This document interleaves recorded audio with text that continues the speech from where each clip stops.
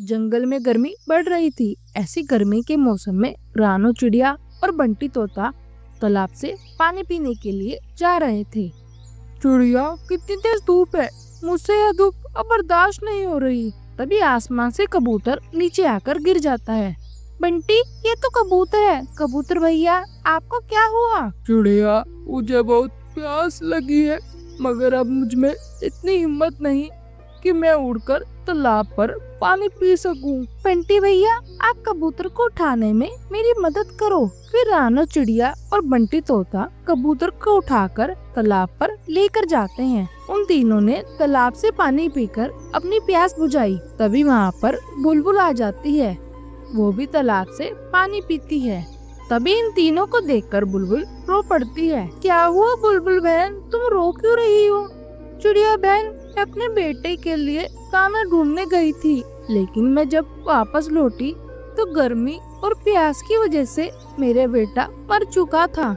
यह सुनकर तीनों को बहुत दुख होता है। ऐसे ही बहुत दिन गुजर गए और गर्मी भी बढ़ती ही जा रही थी और तालाब का पानी भी तेजी से सूख रहा था, जिससे ज्यादातर पक्षियों ने गर्मी के मारे अपना दम तोड़ दिया था। एक दिन रानो चिड़िया तालाब से पानी पीने गई तो उसने देखा कि तालाब आधा सूख चुका है और धूप भी बहुत तेज हो रही थी और वह तालाब भी बहुत छोटा सा होता जा रहा था। अगर ऐसे ही चलता रहा तो हम जंगल वासियों का क्या होगा? रानो चिड़िया एक पेड़ पर जाकर बैठ जाती है। तभी रानो चिड़िया को कोई आवाज सुनाई देती है। सामने पिंकी कौवी नीली परी को कैद की हुई थी। नीली परी, तूने मेरी ख्वाहिशें पूरी नहीं की ना, अब देखना मैं तेरा क्या हाल करती हूँ। दुष्ट कौवी, मैंने तेरी हर ख्वाहिश पूरी की है, लेकिन अब तू ऐसी ख्वाहिश कर रही है इसमें दूसरे पक्षियों का पूरा है, इसलिए मैं ऐसी ख्वाहिश को कैसे पूरा कर सकती हूँ? नहीं कर सकती तो मरने के लिए तैयार हो जा। पिंकी कौवी ने शीशे की बोतल को जमीन में दबा दिया और उस पर मिट्टी डालकर पिंकी कौवी वहाँ से चली गई। तभी रानो चिड़िया वहाँ आ जाती है। रानो चिड़िया को आवाज आती है, अब तो मेरा मरना निश्चित है। इस जंगल में मुझे कौन बचाने आ सकता है भला? यहाँ तो मुझे कोई भी सुन नहीं पाएगा।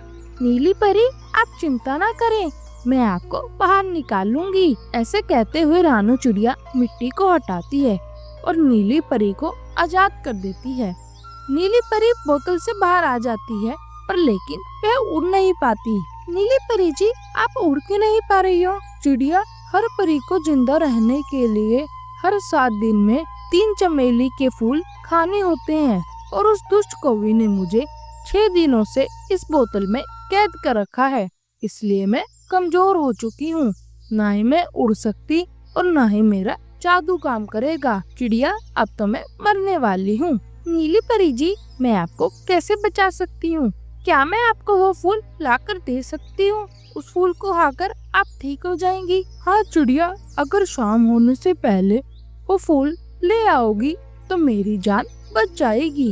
मुझे पता है कि चमेली के फूल कहाँ उगते हैं, मैं उन्हें लेकर आती हूँ। मुझे तो बहुत प्यास भी लग रही है, मैं आगे बढ़ने से पहले पानी पी लेती हूँ, फिर मुझ में थोड़ी सी हिम्मत आ जाएगी। रानो चिड़िया तालाब पर पहुँची, मगर वहाँ पानी और भी ज्यादा सूख गया था। जंगल के कई पक्षी तालाब के पास बैठे हुए थे, उन सब की हालत बहुत खराब थी।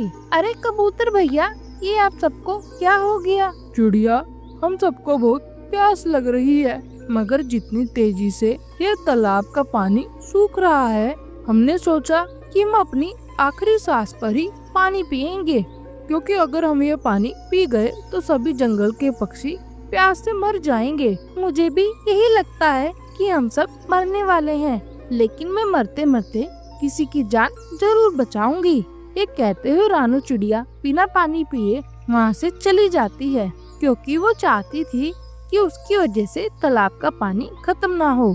धूप भी बहुत तेज हो गई थी। रानो चिड़िया बहुत प्यासी थी, उसे उड़ने में भी बहुत मुश्किल हो रही थी। दूसरी ओर नीली परी भी मरने की हालत में थी और जंगल के सभी पक्षी भी तालाब के पास बैठे हुए थे। 1 घंटे के बाद चिड़िया फूलों के बाग में पहुंच जाती है। उसे वहाँ चमेली का पौधा मिल जाता है। शुक्र है ऊपर वाले कि मुझे चमेली का पौधा मिल गया। उसने कुछ चमेली के फूल तोड़े और वहाँ से भागी भागी परी के पास गई। चिड़िया बहुत थक गई थी, मगर परी की जान बचाने के लिए उसने हिम्मत नहीं हारी। थोड़ी देर में रानू चिड़िया नीली परी के पास पहुंच जाती है। ये लो नीली परी, मैं आपके लिए चमेली के फूल ले आई। फिर परी वो फूल खा लेती है। फूल खाते ही परी भी उड़ने लग जाती है और उसकी जान में जान आ जाती है। मैं ठीक हो गई हूँ, मैं ठीक हो गई, मैं ठीक हो गई। चिड़िया, ये सब तुम्हारी वजह से हुआ है। मुझे खुशी हुई परी जी कि मैं आपको बचा पाई। ये कहते हुए रानू चिड़िया जमीन पर गिर जाती है। चिड़िया, ये तुम्हें क्या हुआ? नीली परी जी, मैं सुबह से प्यासी हूँ और तालाब भी सूख रहा है और सभी पक्षी तालाब के पास जमा हैं। वो सब जिंदा रह सके इसलिए मैंने पानी नहीं पिया। चिड़िया, तुम बहुत अच्छी हो, मगर अब मैं सब कुछ ठीक कर दूंगी। ऐसा कहते हुए परी ने अपनी छड़ी घुमाई और वो दोनों तालाब पर पहुंच गई, जहाँ सभी पक्षी बैठे हुए थे। तालाब का पानी भी पूरा सूख चुका था। चिड़िया बहन, तुम आ गई। अब हम सब एक साथ इस दुनिया से जाएंगे। ऐसा कुछ नहीं होगा प्यारे दोस्तों। ऐसा कहते हुए नीली परी ने अपनी छड़ी घुमाई और तालाब पूरा पानी से भर गया, जिसे देखकर सभी पक्षियों ने उठकर पानी पिया। पानी पीने से सभी पक्षियों की जान में जान आ गई। आजकल जंगल में रहने वाली पिंकी कौवी चिड़िया को छोड़कर बंटी तोते के पीछे पड़ी हुई थी, क्योंकि बंटी ने पिंकी के पड़ोस में जो घर बना लिया था। पिंकी, मैं भोजन लेने जा रहा हूँ, सोचा कि तुम्हें भी साथ लेता जाऊँ। मैंने अपने लिए कल एक फल ढूंढ लिया था, उस फल को मैं पत्तों में छुपाया ही थी। मैं तो आज वही फल लेके आऊंगी। तो ठीक है पिंकी, मैं भी आज कोई मीठा फल ढूंढने जा रहा हूँ। फिर बंटी तोता वहाँ से चला जाता है। मोटी चोंच वाले फल तो तू ही ढूंढेगा, मगर खाऊंगी मैं। ऐसा सोचते हुए पिंकी कौवी तोते के पीछे उड़ती है। बंटी तोता इधर उधर देखते हुए घने जंगल में पहुँच जाता है। बहुत मुश्किल से बंटी को एक फल मिल जाता है। मिल गया, मुझे तो पका हुआ केला मिल गया। आज तो मेरा दिन बन गया। बंटी तोता केले के पास बैठा हुआ था, तभी पिंकी कौवी वहीं आ जाती है। कहाँ मोटी चोंच वाले, ये फल तो मैं कल यहाँ छुपा कर गई थी और अब तू आ गया इसे खाने। चल भाग यहाँ से, ये केला मेरा है। अच्छा तो क्या पिंकी, यही वो केला है जो तुम कल पत्तों में छुपा कर गई थी? हाँ मोटी चोंच वाले, ये वही केला है और यही तू लेने आ गया। तो ठीक है पिंकी दीदी, तुम ये फल ले जाओ। पिंकी कौवी आराम से फल को उठाती है और अपने घर ले जाती है। घर जाकर पिंकी मजे से केला खाती है।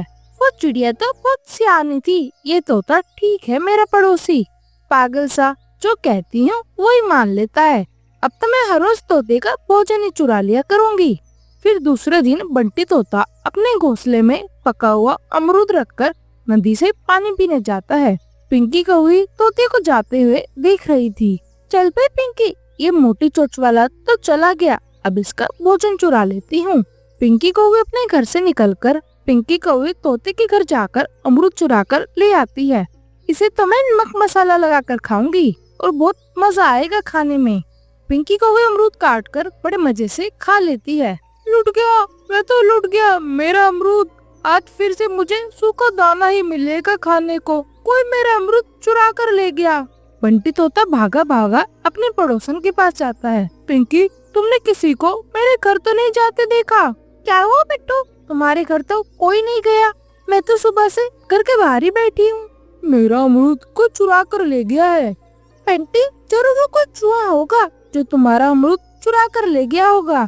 बंटी तोता निराश होकर घर चला जाता है। फिर पिंकी कौवी रोज बंटी का भोजन चुरा लेती। जब भी बंटी तोता नदी पर जाता, चिड़िया बहन, मैं तो तंग आ गया हूँ। जो भी घर में खाने की चीज रखता हूँ वो कोई न कोई चुरा कर ले जाता है। तोते भैया, मुझे तो तुम्हारे पड़ोसन पिंकी पर शक है। कई बार तो मैंने उसे अपना भोजन भी चुराते पकड़ा है, मगर चिड़िया, उसकी बातों से तो नहीं लगता कि वह मेरा भोजन चुराती होगी। हाँ बंटी भैया, वो ऐसे ही मीठी मीठी बातें बनाती है। अगले दिन बंटी तोता एक अंगूर का गुच्छा ढूंढ लाता है। मगर आज तो तोता भी चोर को पकड़ना चाहता था। पिंकी कौवी भी अपने घर के बाहर ही बैठी हुई थी। तोते, आज तो तुम मजे करेगा। ये अंगूर तुझे कहाँ से मिला? ये अंगूर मैं घने जंगल से लाया हूँ। तोते भाई, अंगूर खाने से पहले नदी से पानी पी लेना। एक बार मैंने अंगूर खाने के बाद पानी पिया था, बहुत दर्द हुआ था मेरे पेट में। ठीक है पिंकी बहन, पहले मैं पानी पी लूंगा, बाद में खाऊंगा अंगूर। बंटी तोता घर चला जाता है और अंगूर के गुच्छे को अपने घोंसले में रखकर वहाँ से चला जाता है। ये तो बिल्कुल पागल तोता है, इसमें तो दिमाग भी नहीं है। चला गया नदी पर पानी पीने। पिंकी कौवी बंटी को जाते हुए देखकर बंटी के घर चली जाती है, मगर तोता तो आसपास ही पेड़ के पीछे छुप कर बैठा था। तो ये काली कौवी मुझे इतने दिनों से पागल बना रही थी। बंटी तोता एक डंडा उठाता है और घर की तरफ जाता है। तोता लाएगा अंगूर और पिंकी खाएगी अंगूर। अब बंटी, तेरा बहुत शुक्रिया जो मेरे लिए इतने मीठे मीठे अंगूर लेकर आया। पिंकी जब पीछे मुड़कर देखती है तो बंटी तोता पीछे खड़ा था। मैं तो देखने आई थी कि अंगूर खट्टे तो नहीं है। तोता लाएगा अंगूर और तोता ही खाएगा अंगूर, और पिंकी कौवी खाएगी डंडे। फिर बंटी तोता पिंकी की खूब पिटाई करता है। मेरे प्यारे बंटी भाई, मुझे मत मारो प्लीज, मुझे छोड़ दो, मैं दोबारा कभी चोरी नहीं करूँगी। पिटने के बाद पिंकी कौवी रोती हुई वहाँ से भाग जाती है। प्यारे दोस्तों, इस कहानी को लाइक और चैनल को सब्सक्राइब करें और अपने दोस्तों के साथ शेयर करना मत भूलिए।